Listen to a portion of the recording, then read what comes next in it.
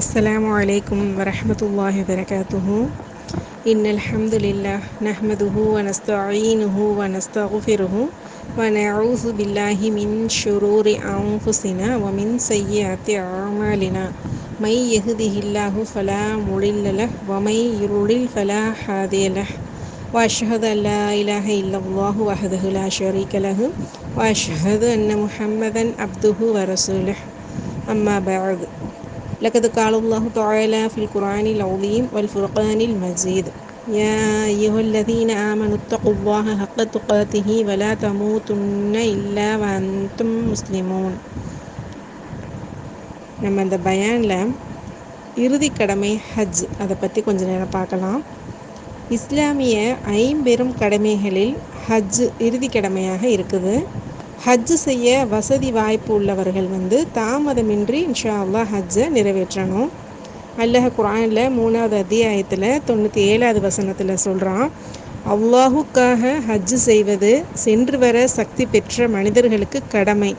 யாரேனும் ஏக இறைவனை மறுத்தால் அல்லாஹ் அகிலத்தாரை விட்டும் தேவையற்றவன். நபிகள் நாயகம் ஸல்லல்லாஹு அலைஹி வஸல்லம் அவங்கள்ட்ட செயல்களில் சிறந்தது ஏதுன்னு சொல்லிட்டு வினவப்பட்டது. அப்போ அவங்க பதிலளிக்கிறாங்க: அல்லாஹ்வையும் அவனது தூதரையும் நம்புவது. 2வது எது என்று கேட்கப்பட்டது. அல்லாஹின் வழியில் போரிடுவதுன்னு சொன்னாங்க. அதற்கு அடுத்தது எது அப்படின்னு கேட்கப்பட்டது. அதுக்கு நபி ஸல்லல்லாஹு அலைஹி வஸல்லம் அவங்க சொன்னாங்க, ஒப்புக்கொள்ளப்பட்ட ஹஜ் அப்படின்ட்டு. ஹஜ் செய்கிறதன் மூலமாக பாவங்கள் மன்னிக்கப்படுது. உடலுறவு கொள்ளாமல் கெட்ட பேச்சு பேசாமல் ஒருவர் ஹஜ் செஞ்சால் தன் தாய் ஈன்றெடுத்த நாள் போல பாவமற்றவராக அவர் திரும்புவார்னு சொல்லிட்டு அபூ ஹுரைரா ரலியல்லாஹு அன்ஹு அவர்கள் நபி ஸல்லல்லாஹு அலைஹி வஸல்லம் அவர்கள் கூற கேட்டதாக புகாரில் பதியப்பட்டிருக்கு. அல்ஹம்துலில்லாஹ். ஆனால் மக்கள் செய்த பாவத்தை போக்க ஹஜ் செய்துவிட்டு இங்கே அதிகமான முறையில் பாவம் செய்ய ஆரம்பிச்சிடுறாங்க. நவுது பில்லாஹி மின்ஹா. அல்லாஹ்வின் இடத்திற்கு சென்று பாவங்கள் நீங்கி வந்திருக்கிறோம் அப்படிங்கிற எண்ணமே கிடையாது. மேலும் நம்முடைய ஹஜ் நிறைவேறியதா அப்படின்ட்டு நமக்கு தெரியவும் செய்யாது. இங்கே வந்த உடனே மீண்டும் அவர்களுடைய பழைய வேலைகளை தொடங்கிடுறாங்க.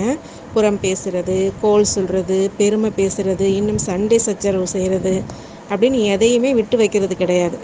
மேலும் பலர் என்ன பண்ணுறாங்க, தொழுகையை கூட பேணுறது கிடையாது. நவுது பில்லாஹி மின்ஹா.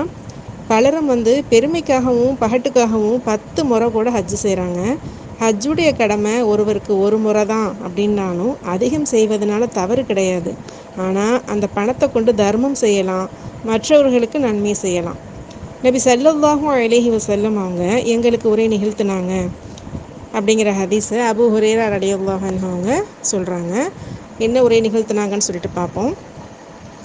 மனிதர்களே, உங்கள் மீது ஹஜ் செய்ய அல்லாஹ் கடமையாக்கி உள்ளான். எனவே ஹஜ் செய்யுங்கள் என்று கூறினார்கள். அப்போது ஒருவர், அல்லாஹ்வின் தூதரை ஒவ்வொரு வருடமுமா என கேட்டார். நபி ஸல்லல்லாஹு அலைஹி வஸல்லம் அவர்கள் மௌனமாக இருந்தார்கள். இதையே அவர் 3 முறை கேட்டார். அப்போதும் நபி ஸல்லல்லாஹு அலைஹி வஸல்லம் அவர்கள், நான் ஆம் என்று கூறினால் அது கடமையாகிவிடும், நீங்கள் இயல மாட்டீர்கள் என்று கூறினார்கள். பின்பு உங்களுக்கு முன் இருந்தோர் தங்களின் அதிக கேள்விகளின் காரணமாகவும் தங்கள் நபிமார்களிடம் அவர்கள் கருத்து வேறுபாடு கொண்டதன் காரணமாகவும் அழிந்தனர். எதையேனும் உங்களிடம் நான் கட்டளையிட்டால் நீங்கள் இயன்ற அளவுக்கு அதை எடுத்துக்கொள்ளுங்கள். எதையேனும் விட்டு உங்களை நான் தடுத்தால் அதை விட்டுவிடுங்கள் என்று கூறினார்கள். ஹஜ்ஜில் பேண வேண்டிய ஒழுக்கங்களை பற்றி அல்லாஹ் தஆலா நம்ம குர்ஆனில் 2வது அத்தியாயத்தில் 197வது வசனத்தில் சொல்கிறான். ஹஜ்ஜுக்குரிய காலம் தெரிந்த மாதங்களாகும். அம்மாதங்களில் ஹஜ்ஜை தன் மீது விதியாக்கி கொண்டவர் ஹஜ்ஜின் போது உடலுறவு கொள்வதோ குற்றம் செய்வதோ விதண்டாவாதம் புரிவதோ கூடாது. நீங்கள் எந்த நன்மையை செய்தாலும் அதை அல்லாஹ் அறிகிறான். ஹஜ்ஜுக்கு தேவையானவற்றை திரட்டி கொள்ளுங்கள். திரட்டி கொள்ள வேண்டியவற்றில் இறை அச்சமே மிகச் சிறந்தது. அறிவுடையோரே, என்னை அஞ்சுங்கள். மேலும் நபி ஸல்லல்லாஹு அலைஹி வஸல்லம் அவங்க சொல்கிறாங்க, ஒரு உம்ரா மற்றொரு உம்ராவுக்கு இடையில ஏற்பட்ட பாவங்களை அழிச்சிரும்.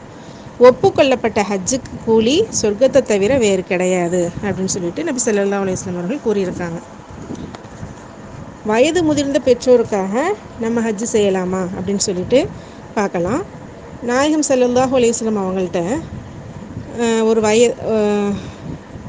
ஒரு பெண்மணி வந்து கேட்குறாங்க, யார் ரசூலல்லாஹ், தன் அடியார்கள் மீது அல்லாஹ் கடமையாக்கிய ஹஜ்ஜு வயது முதிர்ந்த என் தந்தைக்கு ஏற்பட்டு விட்டது.